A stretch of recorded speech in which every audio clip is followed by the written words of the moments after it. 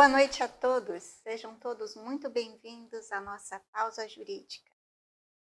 Gostaríamos primeiro de agradecer a todos que nos assistiram durante o ano de 2023 e a nossa última live nós tivemos um número de pessoas assistindo que foi muito estimulante para nós da pausa. Tivemos 1000 pessoas assistindo a nossa última live, então foi muito legal.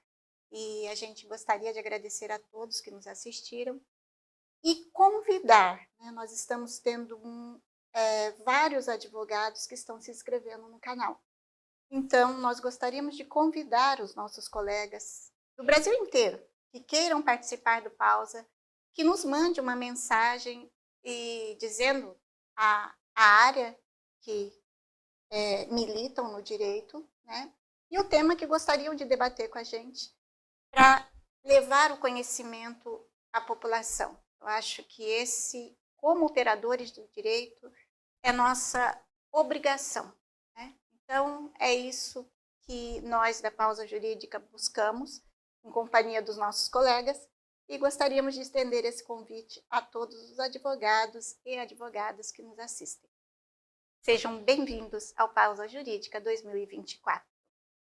Bom, vamos começar dando a mão aos produtores rurais, né? A produtor rural é uma empresa ao céu aberto e tivemos uma quebra de safra importante no ano de 2023. Então, escolhemos abrir o Pausa falando aos produtores. Já tivemos uma outra pausa jurídica sobre a quebra de safra, mas agora nós vamos falar especificamente da renegociação e do alongamento das dívidas rurais. Comigo, nossos colegas, né? Doutor Tiago Reis e doutor Joel Quintela. Boa noite, doutora. Boa noite, doutor Tiago. Boa noite. E aí, doutor Tiago, que pode se apresentar de novo, se quiser, porque eu acho que temos pessoas novas que não o conhecem, né? Pode... Claro. Primeiro, boa noite a todos. Meu nome é Tiago Reis, sou advogado aqui em Alta Floresta, na região, né?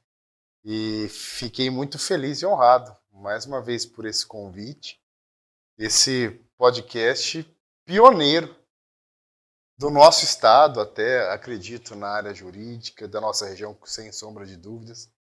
E estamos aí para conversar um pouco hoje sobre esses desafios que o produtor rural brasileiro, e em especial o de Mato Grosso, tem enfrentado. Doutor Joel?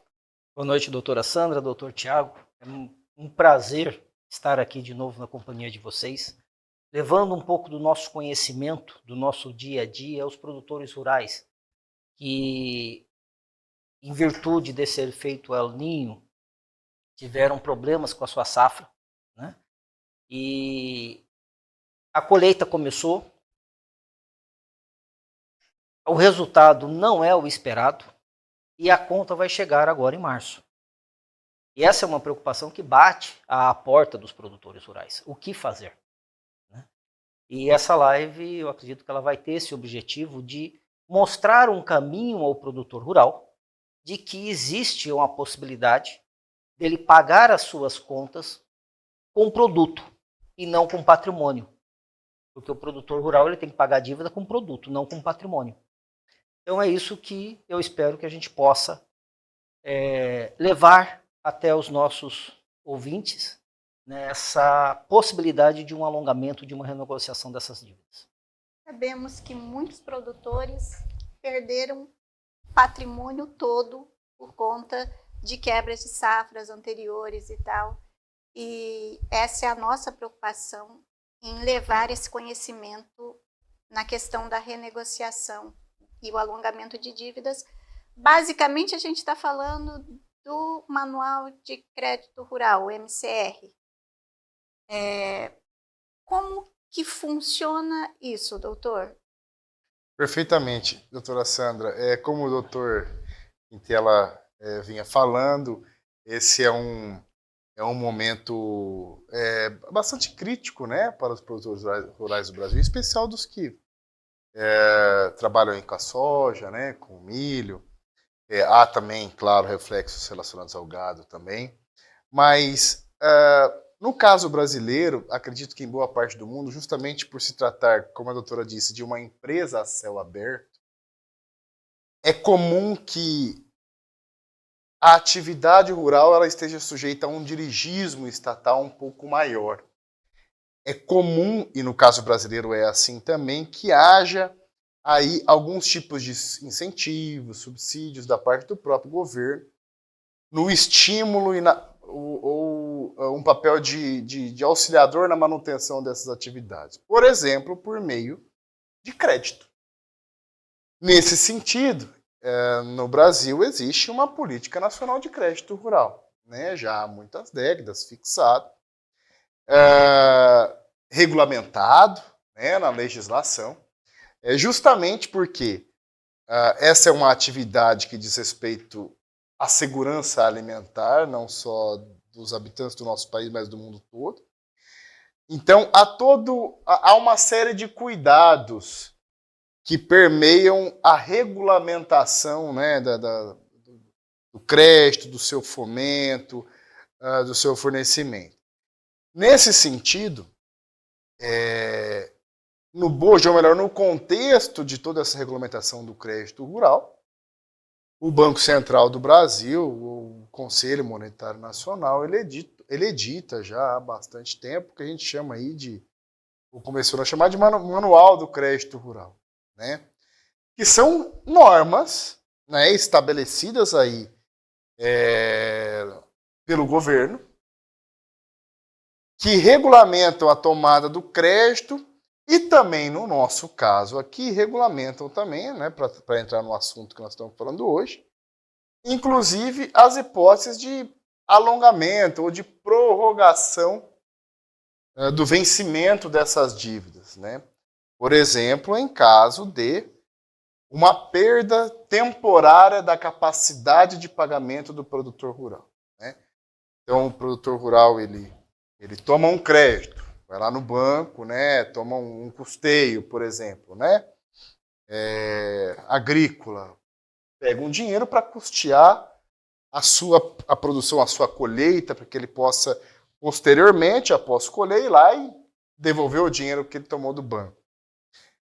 Numa eventualidade de que em determinado ano ele não consiga honrar esse compromisso por motivos alheios à sua vontade, né? Por exemplo, por um fator climático ou fatores de mercado que escapam ao controle dele, o manual de crédito, por exemplo, estabelecendo alguns requisitos para isso, possibilita que o produtor, e esse é um direito dele, não é uma faculdade da instituição financeira, é um direito do produtor rural pleitear a prorrogação do vencimento da sua dívida, desde que cumpridos alguns requisitos, mas justamente para que ele ganhe algum fôlego, um tempo, para que ele consiga se reequilibrar.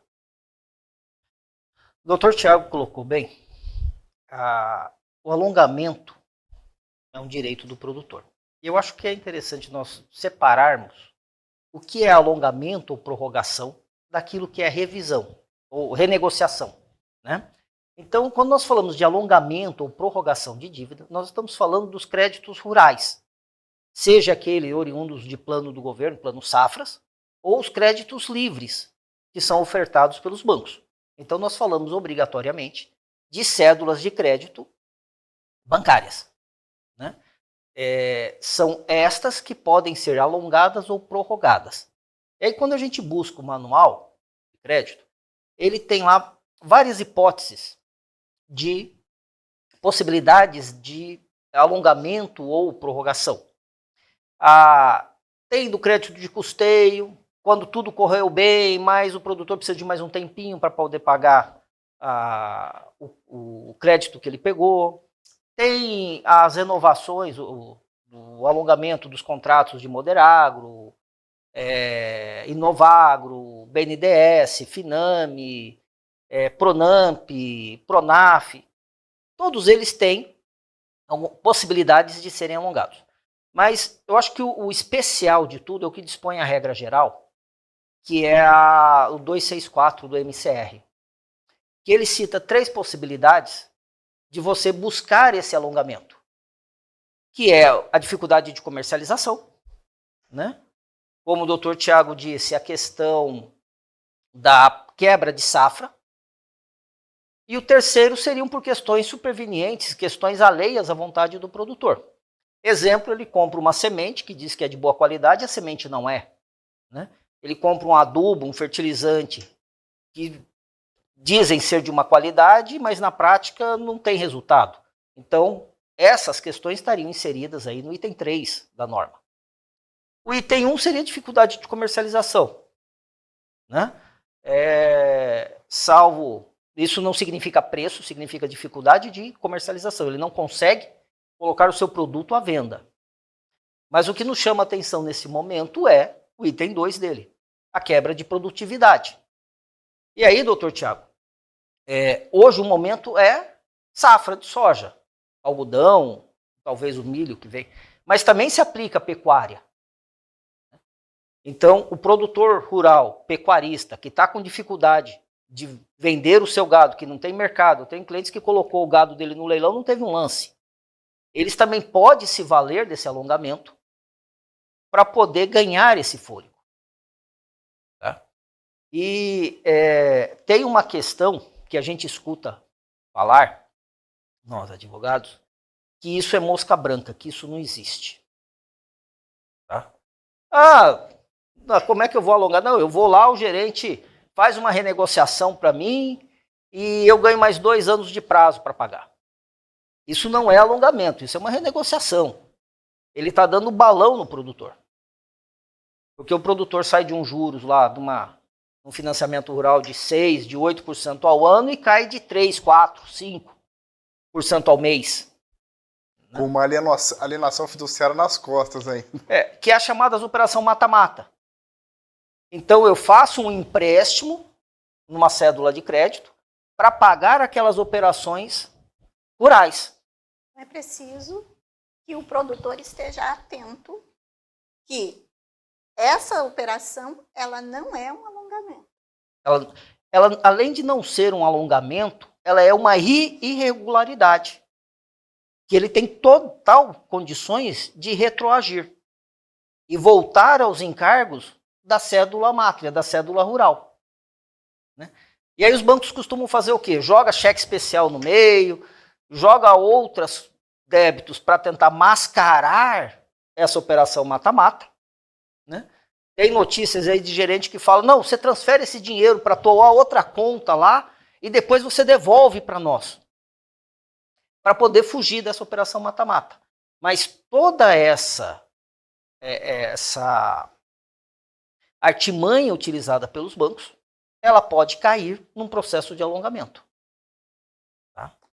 E como produtor, ele pode... O que ele tem que ficar atento, doutor Tiago? O doutor Quintela lembrou muito bem. E isso é muito corriqueiro, né? Bom, primeiro é ter informação, né? O conhecimento de que nós estamos aqui primeiro tratando de alongamento. O Dr. Quintela dividiu muito bem. Existe uma diferença, creio que daqui a pouco vai falar de renegociação, né? Uhum. Porque quando a gente fala, gente, tecnicamente, em alongamento, nós estamos falando de alongamento. O que pode ser objeto de alongamento? Uma dívida que, por definição, se encaixa na modalidade de crédito rural. Existe uma lei, né, antiga que institui lá o crédito rural, uma lei brasileira. Então, se encaixa ali, ou seja, uma cédula rural bancária ou uma cédula de crédito bancário. Uma nota promissória rural. Uma nota promissória rural, bem lembrado. Uhum.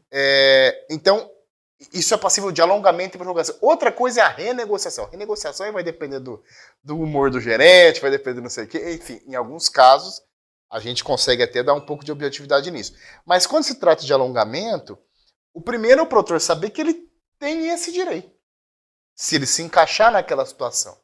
O importante é ele procurar uma ajuda especializada nesse sentido para que consiga fazer com que ele reúna a documentação básica necessária para demonstrar que ele se encaixa. Né? Então, Inclusive, o manual de crédito não estabelece um prazo máximo de prorrogação. Não precisa ser 2 anos ou 1 ano, pode ser 5, pode ser 8. É importante, aliás, esse é um dos documentos importantes, é que se demonstre justamente que aquela perda temporária da capacidade de pagamento, para ela se recuperar, é preciso se fazer um cronograma financeiro. Uhum. Né? Para que se consiga demonstrar que ano a ano, de acordo com a produção, a área que ele planta, a área de plantio, ele vai conseguindo se recuperar. Ele tem que demonstrar isso. Inclusive com prazo de carência. Também, às vezes, um prazo de carência, 1 ano, 2, 3, porque senão ele pode demonstrar que ele pode quebrar ou entrar numa recuperação judicial, que é pior, né? Então, primeiro é importante ter esse conhecimento e se munir da documentação necessária para demonstrar, por exemplo, que o fenômeno climático realmente afetou a lavoura dele, por exemplo, com laudo técnico. Primeiro que o fenômeno climático ocorreu, né, doutor? Sim. E depois que esse fenômeno climático afetou que ocorreu, afetou a lavoura. Porque há casos, né, na mesma região, até de vizinhos de fazenda, vizinhos de cerco. Às vezes mesmo talhões diferentes. Ou talhões diferentes na mesma fazenda, que um produziu muito, o outro não produziu nada. Né? E estão ali num raio ali mínimo de distância, né? Uhum. Então, é preciso comprovar exatamente que o fenômeno aconteceu e que o fenômeno realmente afetou aquela área. Exato. Né? Então, isso é possível de se aferir, ou melhor, algumas formas de se aferir isso, mas uma das mais importantes é fazer esse acompanhamento com a equipe técnica aí do engenheiro agrônomo que acompanha, que presta assessoria, né? E registrando isso documentalmente, em laudo, enfim, fotos e vídeos. Existem outras formas, mas é importante, então, o produtor se documentar e, com antecedência, esse é outro ponto importante, né? Pleitear, anexando a documentação, né, que demonstra isso, junto à instituição financeira, né? Pleitear a prorrogação e etc. É importante buscar também um advogado especializado, doutor, porque essa documentação ela tem que ser muito certinha, né? Porque existem casos de documentação que é entregue com falha e isso prejudica o produtor. Sim. Então, para o pedido de alongamento, seguindo um rito normal, tá? O que o produtor precisa ter? A primeira coisa que ele precisa comprovar, através de um laudo técnico, eu tive quebra de safra. Devido a esse fenômeno. Esse fator ou aquele fator, ele teve quebra de safra. Esse é o primeiro fato que ele tem que provar. Qual a melhor prova disto? Um laudo técnico, assinado por um engenheiro agrônomo, corroborado com outras provas, né? Nós temos aí fotografias, matérias de jornais, a questão dos próprios sites do governo que informam qual foi o índice pluviométrico de uma região, né? Se houve deficiência ou não. Então ele pode ter provas acessórias, mas a principal é o laudo técnico. O laudo técnico não pode faltar. Não. Em hipótese nenhuma. Na regra, sim. Consiga provar de outra forma. Né? Na regra. É muito difícil. Em direito tudo depende, mas na regra, sim. Né? Tese, essa sim. é a primeira prova que ele tem que produzir. E como que ele produz isso? Não é depois da colheita. Não. Ele tem que produzir agora. Tá? Já está até um pouco atrasado. Nós alertamos na live de quebra de safra, pedindo Anterior. já para o produtor produzir o laudo. A né? situação já se anunciava, né? Uhum. E ali a gente já comentava, já falava sobre isso, né? E o segundo documento que ele precisa ter é a capacidade de pagamento, que é feito por um contador, né, por um economista. Não é simplesmente um relatóriozinho dizendo, olha, eu posso pagar em tantas vezes. Não, ele tem que demonstrar isto. Porque ele tem que estar munido do princípio da boa-fé. Não é, eu vou alongar para poder sobrar mais dinheiro para mim. O alongamento é para que ele possa continuar mantendo a sua atividade. Então, eles têm que estar de boa-fé. Então, esses são os 2 principais documentos. Tá? Pode ter outras provas corroboradas com isso? Pode. Mas esses são os 2 principais. Feito isso, o que ele tem que fazer? Existe, aos olhos da justiça, uma circular do Banco Central dizendo que esse pedido tem que ser feito com pelo menos 15 dias de antecedência do vencimento. O manual não fala, né? Mas... Não fala. Né? Ele fala para outros tipos de alongamento. Sim. Do custeio agrícola, sem incidência de nenhum prejuízo, sem nada, né? Ele fala na questão do Finame e tal, mas ninguém fala de prazo, né? Do Finame e BNDES tem que pedir com 6 meses antes do vencimento. Mas é prudente que se faça, né? Antes, né? Então, prudente é que se faça pelo menos 15 dias de antecedência. Esse é um ponto crucial dentro da justiça. Perfeito. O pedido administrativo. O pedido administrativo. Tá? E no próprio site do Banco do Brasil, ele disponibiliza um formulário de preenchimento com 5 anos lá de prazo para alongamento. Aquilo dali induz o produtor rural a erro, ao nosso ver. Porque ele não põe em toda a documentação que o produtor rural precisa. E segundo, que 5 anos pode ser pouco. Pode ser que o produtor precise de 20 anos, de 15 anos. É preciso entender que o produtor que teve uma quebra de safra, ele precisa continuar plantando. Então, os gastos continuam. E aí, vai ter que fazer toda uma questão de laudo mesmo, contábil, para poder garantir o tempo que vai precisar para pagar essa dívida que ficou para trás. Sem dúvida, e um ponto importante para a audiência saber é que, ainda que, ou melhor, existem muitas decisões judiciais que demonstram aí que o judiciário está atento a esse direito do produtor rural, que aliás é até simulado, né? Tem uma súmula do STJ que fala... 298, né? 298, se eu não me engano é isso. Isso. Do STJ que fala que esse é um direito do produtor. Ao mesmo tempo que o judiciário ele acolhe, ele está atento ao que dispõe o Manual do Crédito, por outro lado, e eu já vi isso em Mato Grosso mais de uma vez, é muito comum também o insucesso de uma demanda nesse sentido, justamente porque, a meu ver, o principal motivo do insucesso, pela documentação insuficiente. Então, é a probabilidade do direito, né? Realmente aconteceu, a situação daquele produtor realmente se encaixa naqueles requisitos.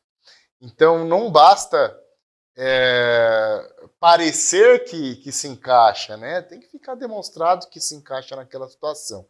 Então, esse é um motivo, ou melhor, esse é um ponto de bastante atenção, né, na proposta desse tipo de demanda, porque também é muito comum não dar certo, porque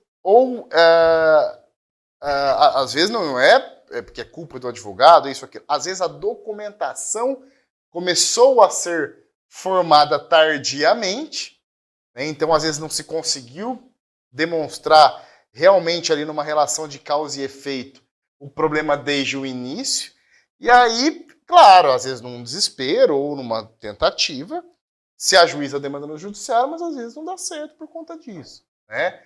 Pela insuficiência da documentação. Então esse é um ponto bastante nodal aí, né? Para tentar assegurar o sucesso dessa tentativa.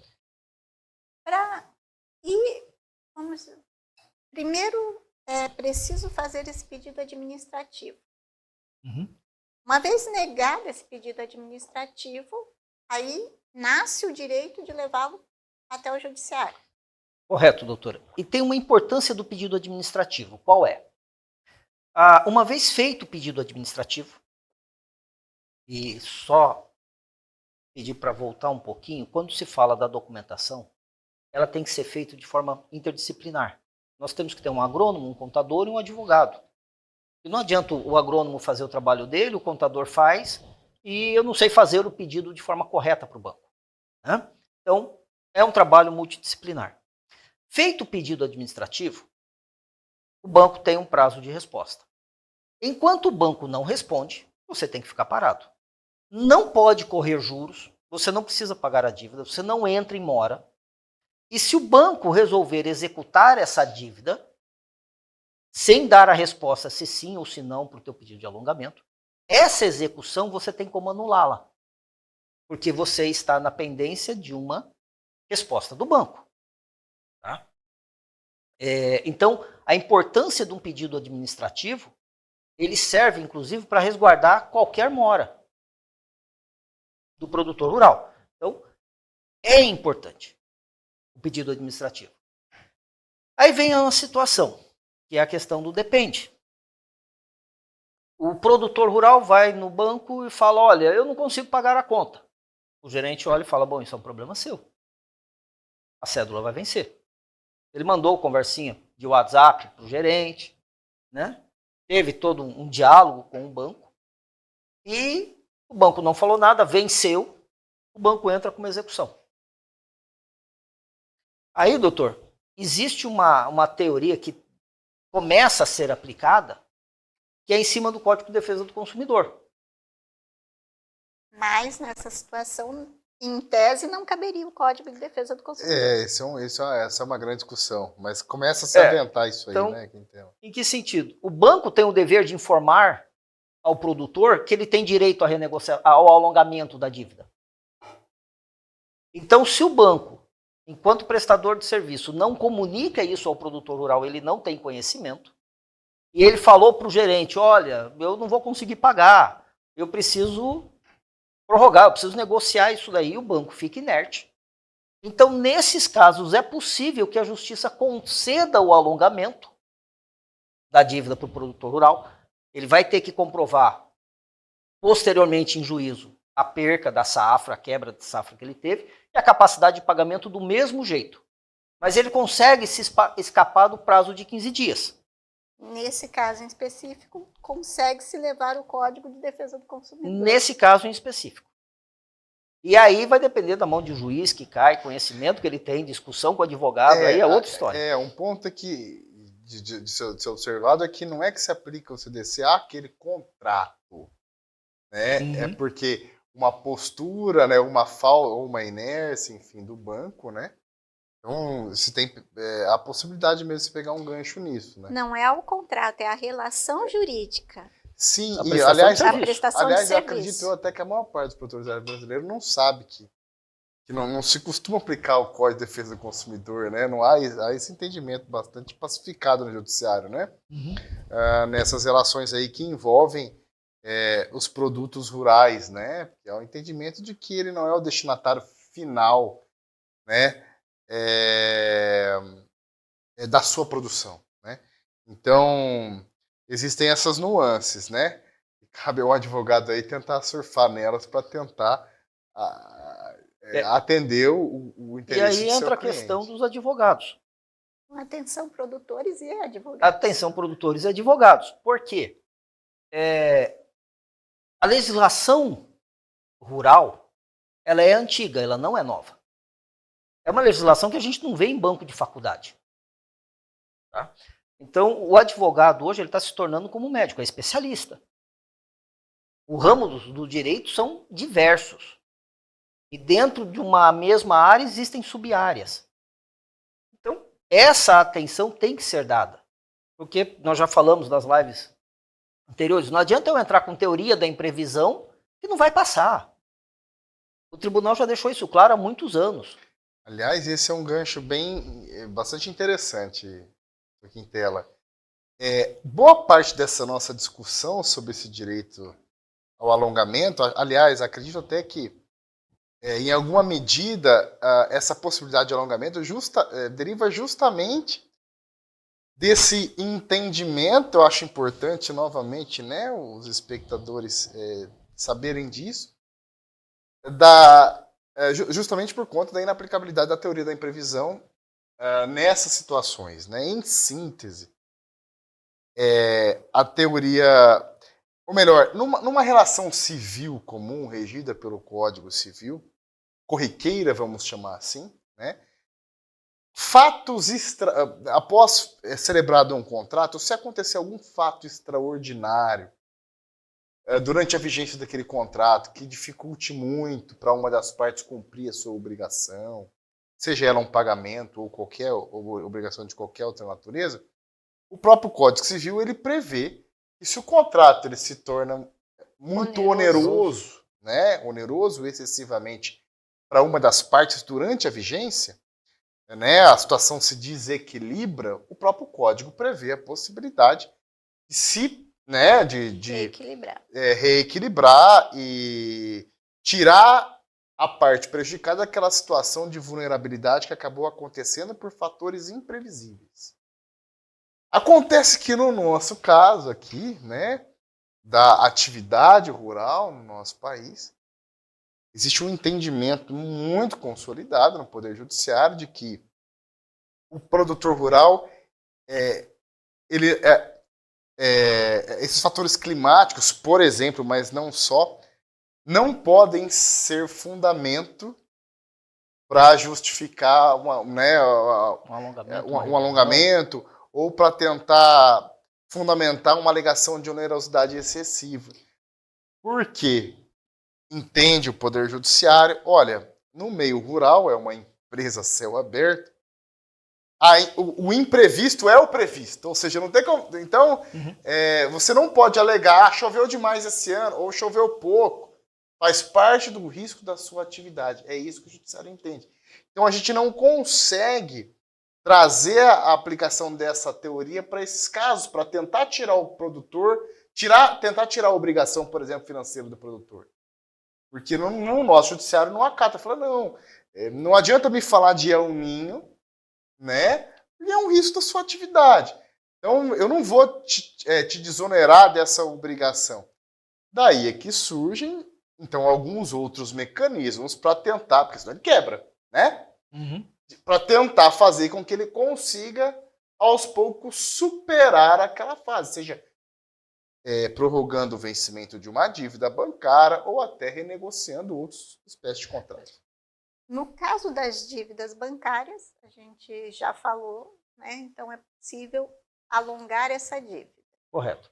E no caso das dívidas que... Eu gostaria, doutora, desculpa interrompê-la, aproveitando a deixa do doutor Tiago, boas parte das ações que são ingressadas em juízo para alongamento de dívida ou embargos querendo repactuação da dívida e tudo mais, são improcedentes. Muito em função das teses que são defendidas, como a maioria teoria da imprevisão, quanto por falta de documentos. E como essa questão do alongamento parece mosca branca, as pessoas falam, eu sei que tem, mas eu nunca vi e eu não acredito nisso. Eu separei alguns julgados dos tribunais para poder apresentar aqui na live. Põe o primeiro julgado, por favor, Lucas. Então, dando um exemplo, aqui são 2 julgados de alongamento de dívida, requisitos, né? Negativação do nome e requisitos preenchidos, requisitos administrativos, registro do nome, negativação do nome, foi no Serasa. Esse é um julgado do TJ de Minas Gerais, que suspendeu uma execução, dizendo, olha, ele tinha pedido administrativo.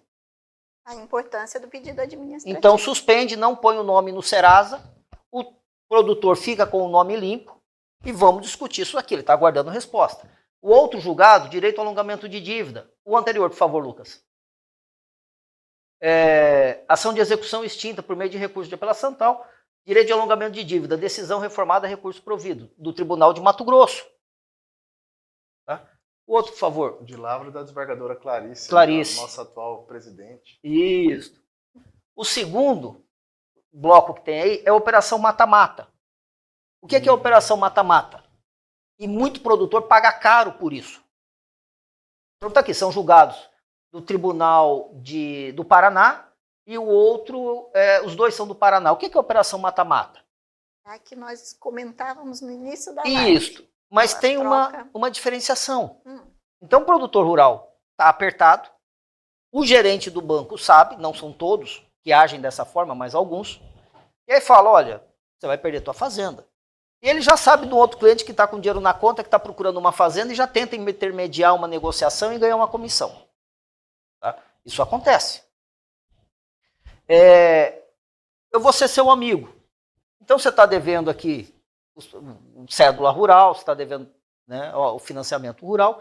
E eu vou fazer o seguinte, vou renegociar para você em 3 anos, para você pagar, através de uma cédula de crédito bancário.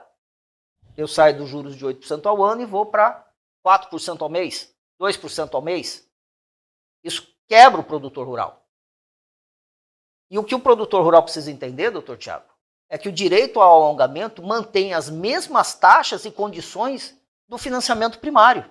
Já foram pactuadas anteriormente. Que já foram pactuadas anteriormente. Então, quando o banco faz isso, essa operação mata-mata, e ele esconde do produtor rural o direito ao alongamento, a justiça tem voltado para trás. Falando, olha, operação mata-mata, não está correta, esses juros é ilegal, e daí, então, vamos voltar para trás e renegociar as cédulas rurais. O próprio nome já diz, né? Não se trata, nesse caso que o Dr. Quintela falou, isso é muito importante mesmo. Não se dá essa pressão às vezes, né? Uhum. Não se trata de uma renegociação, mas de uma prorrogação de vencimento. É basicamente isso. Agora, doutor, Os parâmetros são os mesmos, né? Desculpa. no caso do produtor, que vamos dizer, nós estamos falando aqui da safra 2023, mas vamos supor que isso aconteceu anteriormente e agora ele está ouvindo da gente que a operação mata-mata não pode. É possível ainda que o produtor faça alguma coisa?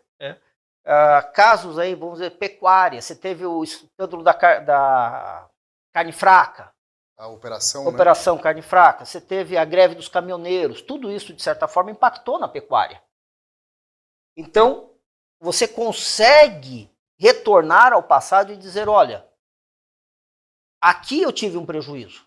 Ainda que isso já tenha sido pactuado no É banco. possível se tentar a revisão. Né? Sim, porque essa operação mata-mata ela é ilegal. E tem uma outra que eu escuto muito dos produtores, doutor, é o tal do crédito livre. O que é o crédito livre? Tem um plano safra que é do governo, ele desembolsa um valor. E os bancos Tem o dinheiro deles mesmo. têm o dinheiro deles e falam, eu também vou emprestar. O crédito do governo é 8% ao ano, Subsidiado. 6% subsidiado. Né? Vem o banco e fala, o meu é 17%. Tá? O meu é 18%, o meu é 22%. E o produtor, naquela necessidade de desespero, ele pega esse financiamento. Só que o financiamento rural, ele é limitado a 12% ao ano. Juros remuneratórios e juros moratórios 1% ao ano. Também. Tá? Que dariam aí 13%. Um pouquinho mais, porque é 12%, depois mais 1%. Tá? Mas daria 13% alguma coisinha. Então, o produtor rural que pegou um financiamento de crédito livre, pagando 17%, 18% ao ano, ele consegue repactuar essa cédula, tá, aos juros de 12% ao ano. Demonstrando que a finalidade era rural. Né? A mesma coisa, por exemplo, ele faz uma cédula de crédito para comprar um trator, um CCB, uma cédula de crédito bancário, para comprar o trator. O trator usa na fazenda, é atividade rural. Sim. Então, a gente consegue também reduzir isso. Trouxe um julgado disso para falar assim, vocês estão inventando aí, vocês estão com história da carochinha porque a gente não vê isso. Põe um outro julgado, por favor, Lucas. O de crédito livre, por favor. Acho que são 2 antes.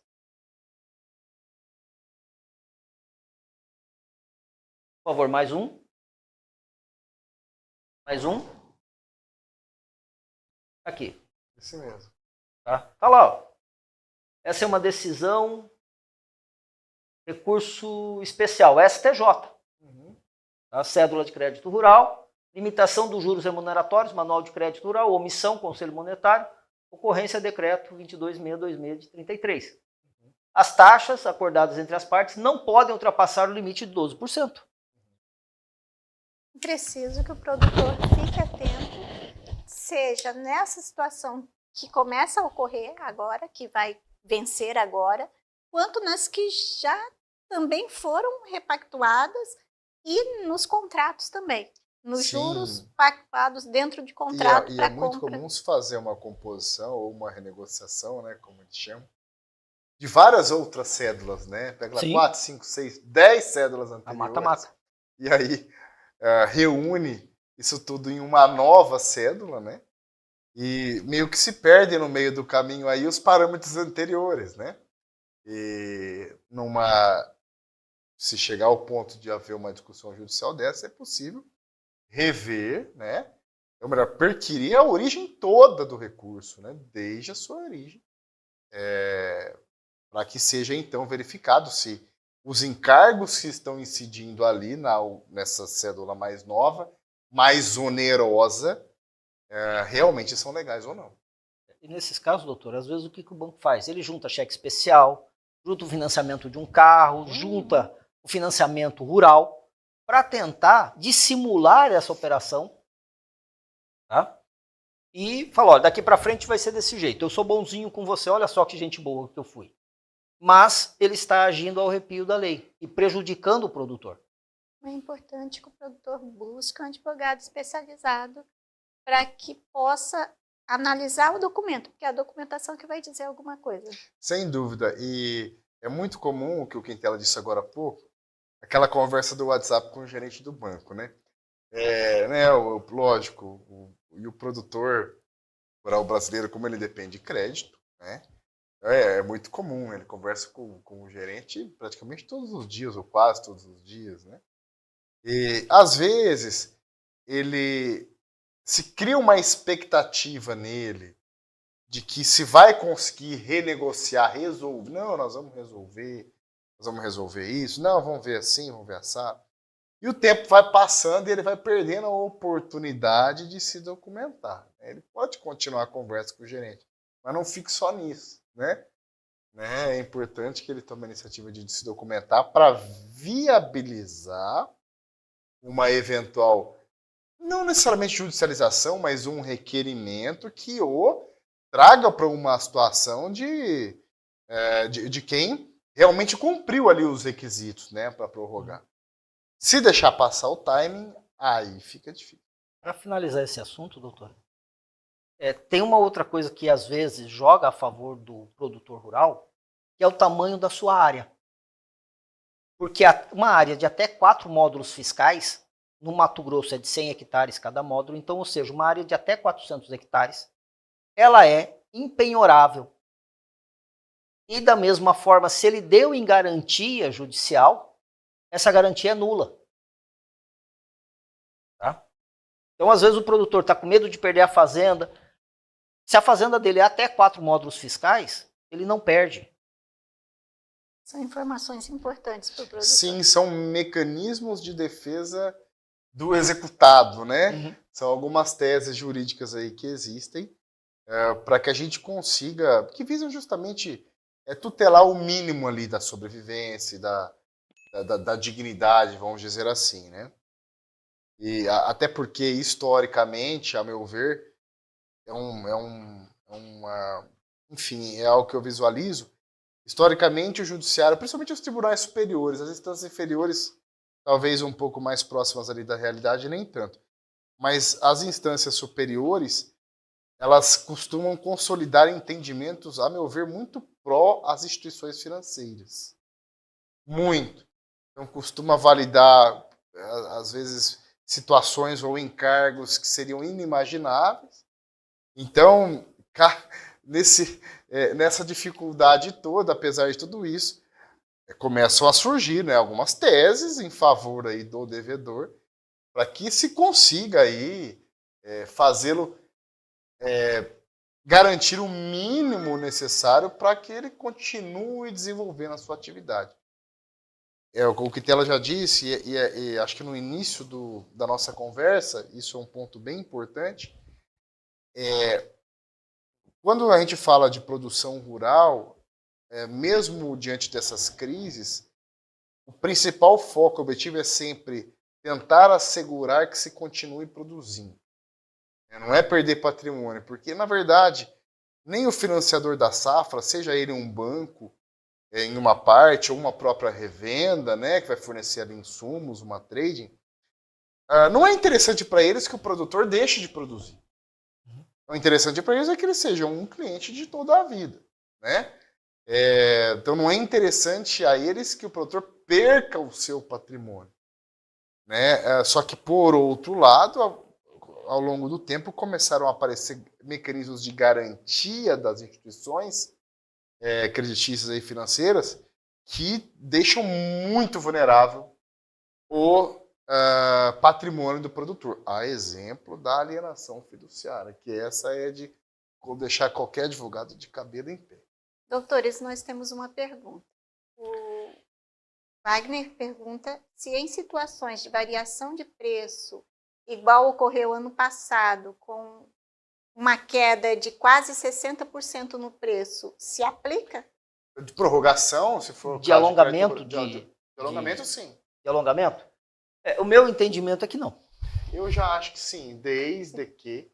Não, de alongamento? De alongamento. Não, de alongamento eu acredito que sim. Não, Tá. não acho que... Eu acho que é um fator Eu acho de que ela não mercado. se enquadra. Talvez ela se enquadraria no 3.15. No 3, eu acho que é 3.415, alguma coisa assim. É, que ela quando prorrogaria, não não há, quando não há 264. frustração, né? É, porque não há frustração. Uhum. E não se aplica a teoria da imprevisibilidade. A imprevisão, não. A meu ver, deixar de pagar, não. Imprevisão não se aplica mesmo. Mas em termos de uma tentativa de alongamento, se a simples variação do preço, não. Isso é importante deixar claro, né?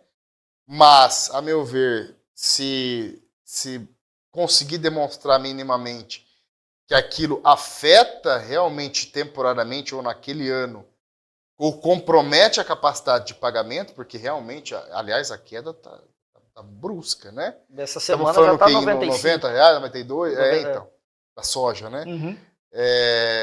Então, a meu ver, se isso ficar minimamente demonstrado, eu acredito que sim. Entraria Agora, na dificuldade de comercialização? Possivelmente, a meu ver, sim. Apesar de, como que ela disse, existem outros critérios, né?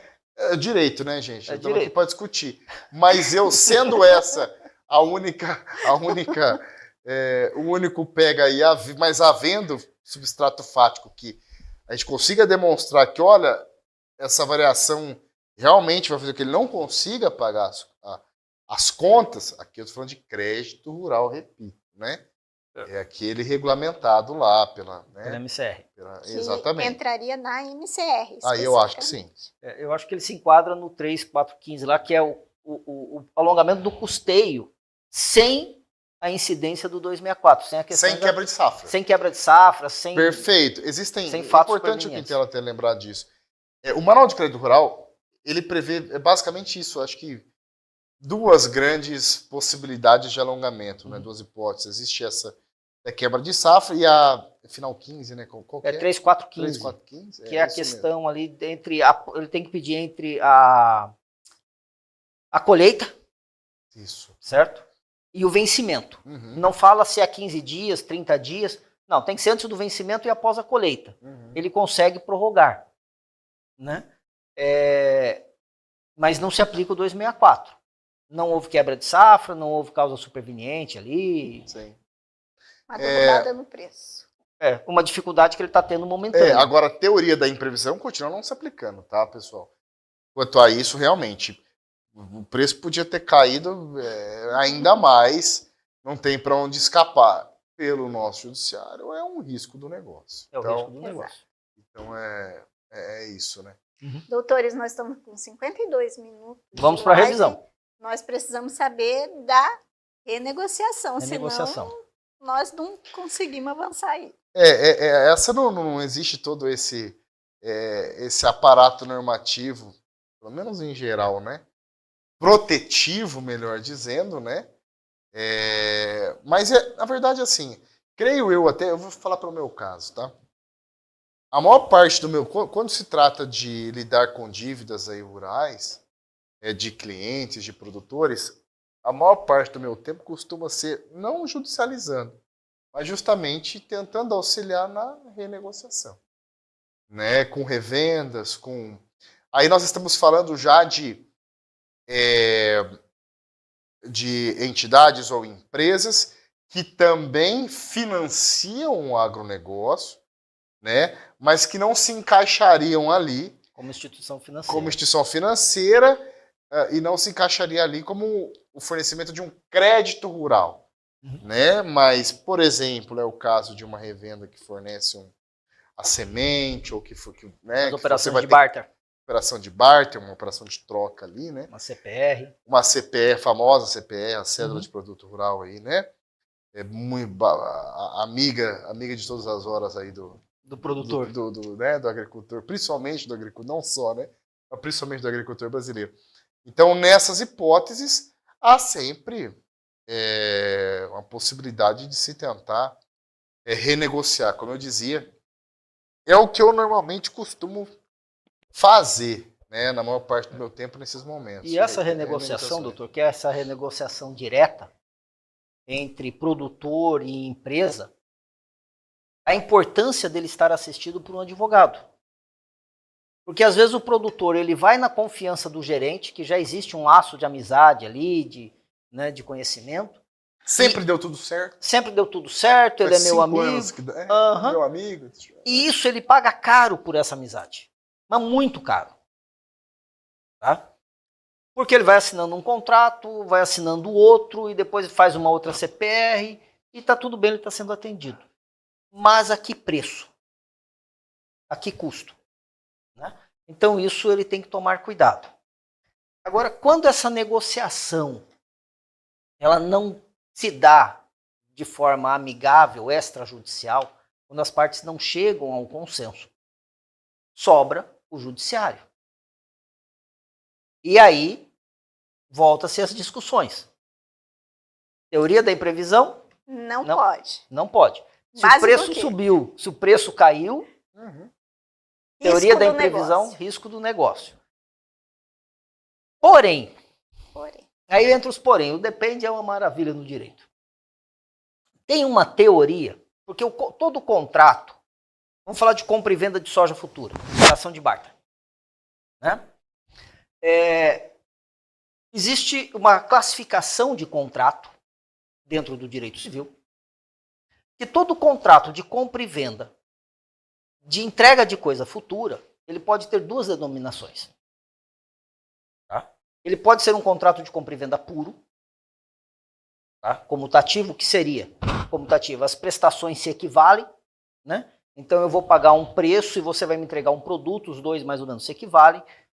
Ele é justo, tá? E no contrato de compra e venda puro, se a coisa não existir no futuro, esse contrato ele perde validade. Ah, claro, se o outro adiantou o dinheiro, eu tenho que devolver. Vou devolver corrigido pelo INPC, por exemplo, né? Mas a minha obrigação é essa. Esse é um contrato de compra e venda. O que se colocam dentro desses contratos? A aleatoriedade, que também está previsto dentro do Código Civil. O que diferencia? A coisa é futura, mas se você não tiver ela, se ela não vier a existir no futuro, o vendedor ele se responsabiliza em entregá-la. Como ele vai fazer, eu não sei. Ele vai comprar de outro, vai fornecer, ou vai ter que me indenizar, que é a discussão hoje que está, que é as cláusulas de washout. Né? O que são as cláusulas de washout? Washout. Washout. Quase deu um trava-língua. Eu tenho, se eu não cumpro, dentro de um contrato aleatório, e ela serviria tão somente para o contrato aleatório, não caberia num contrato de compra e venda puro. Se eu não cumpro essa obrigatoriedade de lhe entregar o produto, além da multa, das cláusulas penais, eu ainda tenho que te indenizar sobre as despesas que você vai ter. Então eu tenho uma dupla punição. Essa é a discussão que se está em cima dessas cláusulas. As perdas e danos. As perdas e danos. Tá? Então, hoje começa a se discutir a validade dessas cláusulas. E qual a saída? Não, hoje ainda você falando português bem claro, hoje é chibata ainda, né? Como o doutor Quintela estava dizendo, né, nesses contratos de compra e venda, ou melhor, de entrega de soja futura, né? Compra e venda de soja futura, por exemplo. Se o produtor não entrega, em via de regra, né, um caminho mais ou menos processual, mais ou menos normal. Se não entrega por qualquer motivo que seja, ou não tem o produto, ou não produziu, ou enfim. O credor, né, da cédula vai lá e ajuiza uma ação de execução para entrega de coisa incerta, né? Dentro daqueles padrões ali tipo exportação do grão, né? Se ele realmente se frustra, se frustra nessa tentativa, realmente não consegue obter o grão, no meio do caminho, hoje o STJ admite isso de uma maneira bastante tranquila, ele consegue converter, né? Aquela que era uma execução que buscava alcançar um produto, ele converte ela para dinheiro, né? Converter aquilo em dinheiro, que é isso que o Quintela está mencionando, né? Então, por dentro do próprio processo, se faz ali a conversão da execução de entrega de coisa em execução de quantia certa, e aí se apura um cálculo ali numa liquidação, né, de valores ali, qual que é a multa, então, quais são os juros, e quais são essas perdas e danos. O risco numa licitação como essa é principalmente se houve uma diferença muito grande de preço do produto, né? De quando foi firmado o contrato para o momento da entrega, provavelmente, certamente, a trading aí, ela vai querer cobrar essa diferença, porque vai dizer esse produto ela teria que repassar para o comprador internacional, enfim, ela ia exportar esse produto. Então, como ela não tem o grão físico para passar para aquele agente financeiro ali que comprou, né? Para levar para a Europa, para a China, enfim, vai dizer ela vai ter que comprar aquele produto naquele momento, então, de outro, para poder suprir essa lacuna. E o preço de hoje, às vezes, é um preço maior do que o que era na época que firmaram o contrato. Mas se for menor, ela vai querer o preço maior que ela pactou no contrato. Se for menor, aí, né? Essa é uma boa discussão. E tem um problema nessas operações de barter, nesses contratos. Eu estava acompanhando o cliente no silo, a soja com uma umidade de 18%, só que ela está miúda. Com isso, ela perdeu peso. Então, você vai ter um problema, assim, além da quebra de safra, né, a questão de peso. Você vai produzir o menos e o que você produziu não se equivale ao peso de uma produção normal. Então, você vai perder 2 vezes. E cumprir, você vai precisar de mais soja para poder cumprir esses contratos. Isso vai ser um problema.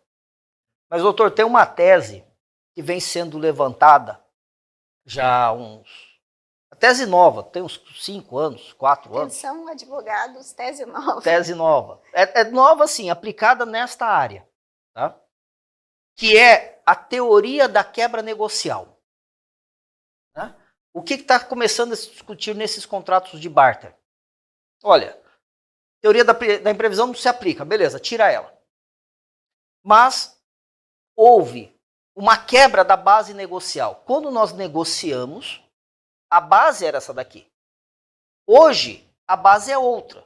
E o cumprimento desse contrato nas bases atuais leva a um sacrifício demasiado do produtor. Tá? Entraria, doutor, o princípio da boa-fé. E aí você volta lá no 187 do Código Civil, entre atos ilícitos, que o detentor de um direito ele pode exercê-lo, desde que não exceda aos limites dos princípios econômicos, sociais, da boa-fé e do costume. Então, essa tese ela começa a ser levantada para esses contratos e começou a ser aceita dentro do judiciário. Não vi casos ainda, dizem que tem, mas eu não consegui ver casos dentro do STJ. Mas é a teoria da quebra da base negocial. Então surge uma esperança para os produtores quanto a isso. E o que essa teoria faz? Ela retira toda a mora do produtor. Então multa, juros, a cláusula penal, o washout, ela exclui. E qual que era o valor da dívida? 150 mil? Então tá bom, você vai devolver 150 mil. Mantém a obrigação principal. Mantém-se a obrigação principal. É uma teoria que está ganhando força, né? E que pode ser utilizada. Com um detalhe, doutor, agora, volta aos advogados. Se a matéria rural ela já é uma matéria difícil nos meios acadêmicos, imagine dentro do judiciário. Imagine um juiz que nunca entrou dentro de uma fazenda, que não entende desse processo, como ele funciona, né? Que cai numa comarca que é estritamente rural, até ele entender desse procedimento, esses processos demanda tempo. Então, assim... Até porque a própria...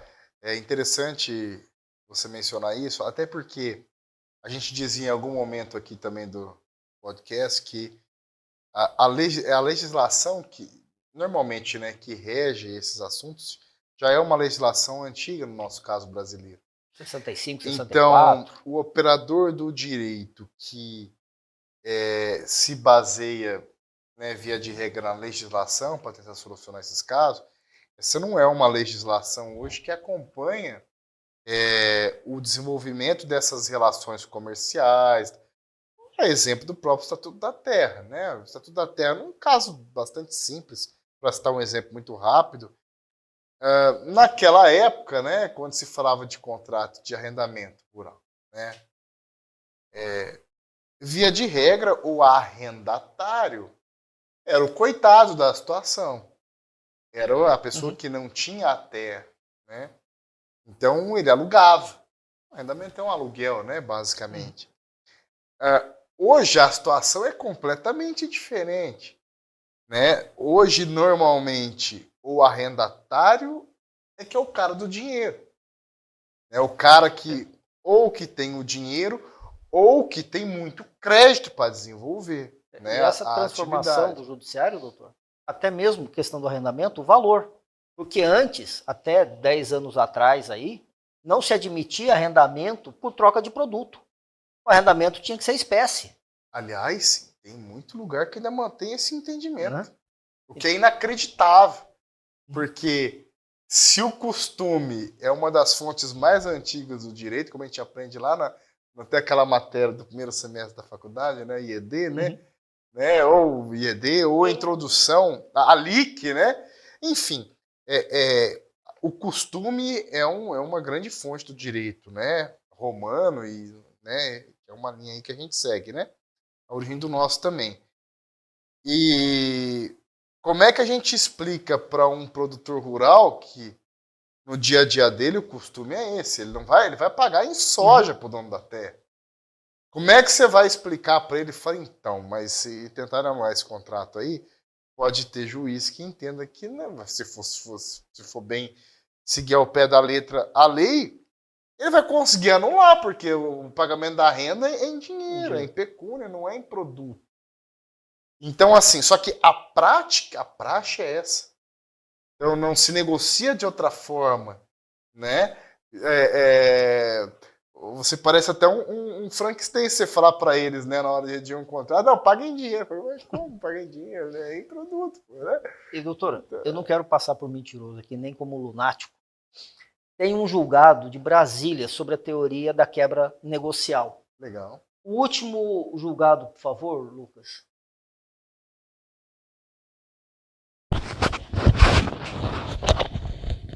Não, mas... e essa daí? Né? Então, ele é de Brasília. Então, tá lá. Situação anormal de emergência. Meu óculos de longe, senão não enxergo. Elevada da produção de soja, onerosidade excessiva, ocorrência. Ocorrência. Olha lá, 2. Comprovada a situação anormal ocasionada por severa estiagem que comprometeu a produção de soja e o fim de resguardar o equilíbrio entre as partes, contraentes e zelando ainda pela função social do contrato, bem como pela boa-fé objetiva, vislumbra-se, no caso concreto, motivo ensejador para a resolução do contrato por onerosidade excessiva e por quebra da base objetiva do contrato. Esse julgado é de 2020. Seria até interessante, depois eu vou até anotar ele, para ver se teve desdobramento dele no STJ. Né? Ele traz que já tem precedentes dentro do STJ. Eu vi ali na emenda fala. Então temos teses novas aí que estão surgindo. Tomara. Eu torço muito para que a gente evolua nesse sentido. Até porque, né, como a gente dizia, essa é uma área bastante específica dentro do direito, né? Não é uma realidade a qual todos estão acostumados a trabalhar, né? Então, em especial os operadores do direito, considerando os reflexos enormes que uma decisão ocasiona, né, nessas relações jurídicas, É importante que todos fiquem atentos aí, né, a essas E o valor mudanças. negociado, né, doutor? Porque quando a gente fala na área rural, os valores são altos. São altíssimos e a ascensão pode ser rápida e alta, mas a queda Na mesma velocidade. na mesma velocidade. E isso impacta não só na vida financeira ou profissional daquele produtor, né? Existe um efeito em cadeia mercadológico enorme, né? Então é interessante para todos que todos vão bem. E essa teoria da quebra da base contratual, doutora, ela causa uma confusão no meio dos operadores do direito com os seus clientes, porque se eu entro pedindo uma revisão de um contrato de barter, com base na teoria da imprevisão, não vai dar certo. Não vai dar certo. Mas existe uma possibilidade aqui. Então, e eu não tenho como trocar a minha tese de defesa no meio do caminho. Então, às vezes, o produtor procura um outro advogado e fala, olha, tem uma solução? Até tinha. Antes.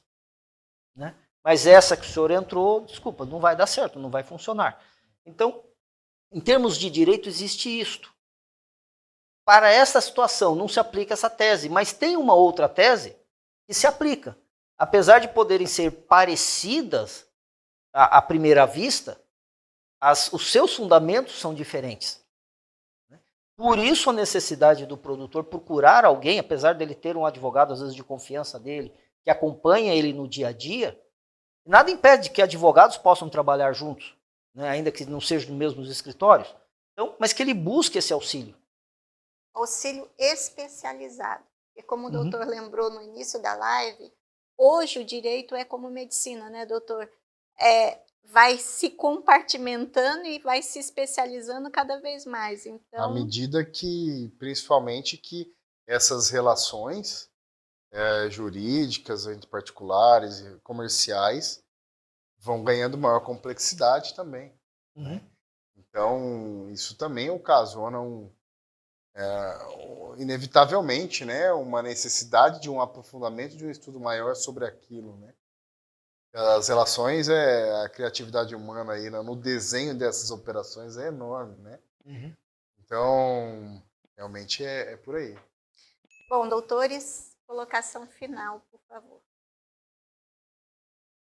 Eu espero que a gente possa ter conseguido levar um pouco de conhecimento aos nossos ouvintes, aos nossos telespectadores, às pessoas que estão nos assistindo em casa. Que o produtor rural possa ter um pouco mais de tranquilidade no tocar das suas atividades, porque a lei o ampara, mas ela não socorre quem dorme. Tá? Então ele tem sim condições de ganhar fôlego, ganhar musculatura nos anos vindouros e restabelecer o padrão econômico dele, sem a necessidade de perca de patrimônio. Dívida rural se paga com produto, não com patrimônio. Agora, o que ele precisa fazer é se movimentar. É saber o que ele precisa de documentação, providenciar documentação, contratar um engenheiro agrônomo que entenda de produzir um laudo de uma forma como se manda as normas da BNT, né?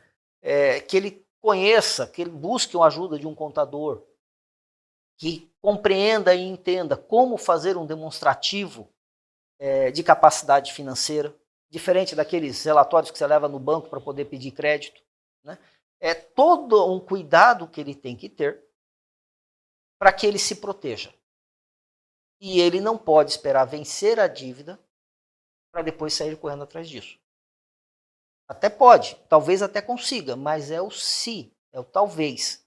E aqui ele tem uma possibilidade de garantia. Doutor Tiago? Perfeito. Ratifico aí todas as palavras aí do Quintela.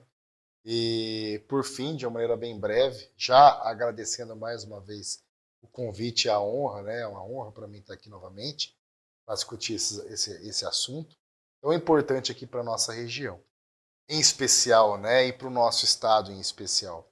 Eu gostaria de finalizar chamando a atenção para um ponto, meta-jurídico, né? Não só jurídico, mas tem tudo a ver com esse assunto. E o Quintela ainda trazendo essa questão da teoria e da quebra da base contratual, né? A gente vê no dia a dia que há uma necessidade muito grande de aperfeiçoamento dessas teses em defesa do produtor. Porque a impressão que se tem para nós que trabalhamos diariamente com isso é que o produtor, até em relação ao próprio judiciário, ele costuma ficar muito vulnerável nessas situações. Os efeitos decorrentes de uma crise climática, ou seja, que não tem culpa de ninguém, por exemplo, ou de qualquer outro tipo de crise que atinge o agronegócio por fatores extraordinários, no caso brasileiro, pelo menos, eles recaem muito mais fortemente sobre o produtor rural. E o produtor rural é quem costuma carregar a maior carga desses efeitos negativos. Né? Então não se aplica a teoria da imprevisão, não se aplica isso, não se aplica aquilo, ou seja, nós estamos falando aqui inclusive de renegociação ou de prorrogação de dívida, mas nós não estamos nem discutindo aqui que uma maneira dele não dever por aquilo. Nós estamos tentando apagar o incêndio, né, com esses mecanismos. Eu acho que, e o pausa jurídica, acho que já tem servido muito para isso, e a gente precisa começar a fazer algum tipo de coro para que haja alguma reflexão um pouco maior justamente sobre a distribuição dessas cargas entre os agentes do mercado. Nesse sentido, inclusive, poucos dias atrás, acho que semana passada ou retrasada, eu li um artigo do Tejon, do Luiz Carlos, José Luiz Tejon, um analista, um estudioso do agronegócio brasileiro, um cara, né? Acho que já veio aqui em Alta Floresta dar algumas palestras, inclusive no sindicato, um analista de mercado. Ele falava justamente sobre isso. E, se eu não me engano, foi um artigo no Estadão, se eu não estiver enganado. Eu li na internet. Ele trazia a reflexão justamente esse ponto. Que é preciso a gente começar a pensar em mecanismos de uma política nacional do agronegócio brasileiro, mais ampla, mais abrangente, que contemple, inclusive, a previsão de mecanismos para tirar um pouco da carga sobre o produtor rural dos ônus decorrentes de fatores imprevisíveis. Né? Porque senão a conta, em síntese, fica só para ele pagar e se virar para pagar. Porque, doutor, é o único negócio que eu conheço que todo ano ele põe todo o patrimônio dele em xeque para manter a atividade. Perfeitamente. Tá. Então, fica aqui então um chamado à reflexão, né? Aqui no Pausa Jurídica, que já tem essa capilaridade enorme aí, para que a gente comece a trazer esse debate não só para o nosso meio jurídico, mas para os sindicatos rurais, para que a gente consiga começar a pensar em formas de distribuir melhor essas responsabilidades nos casos em que a culpa não é de ninguém. Unir forças. Perfeitamente. Bom, a todos que nos acompanharam até agora, nosso muito obrigado. Esperamos ter contribuído mais uma vez para o conhecimento e vamos dizer assim, os caminhos que devem ser percorridos. Né? Esses caminhos, é claro, no direito sempre depende do que a gente tem de prova, depende de quem está advogando também, da teoria que vai escolher aplicar, depende de várias situações. Mas a base, eu acredito que nós conseguimos passar. A todos vocês, boa noite e muito obrigada.